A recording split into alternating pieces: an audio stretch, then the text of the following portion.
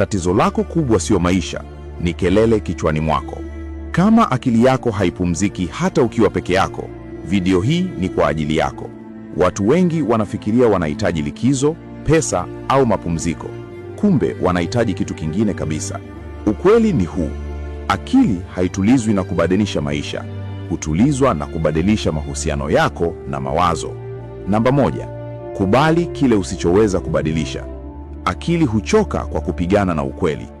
Amani huanza pale unapokubali hali, si kuikimbia. 2, chuja mawazo. Si kila wazo ni ukweli. Sio kila wazo linalopita kichwani ni amri ya kufuatwa. Akili hutulia inapojifunza kuchagua wazo, si kulifuata moja kwa moja. 3, punguza kelele za nje ili kusikia sauti ya ndani.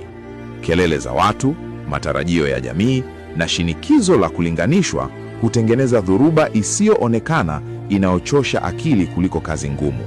4, pumua kwa makusudi, sio kwa mazoea. Vuta, shikilia, achia. Pumzi sahihi huambia akili, hakuna hatari, tulia. 5, ishi sasa, acha kuishi jana au kesho. Akili inayokaa jana hujuta, inayokaa kesho huogopa. Amani ipo sasa, si mahali pengine. 6, punguza kujilaumu, jionee huruma. Akili haiponi kwa adhabu, inapona kwa kueleweka.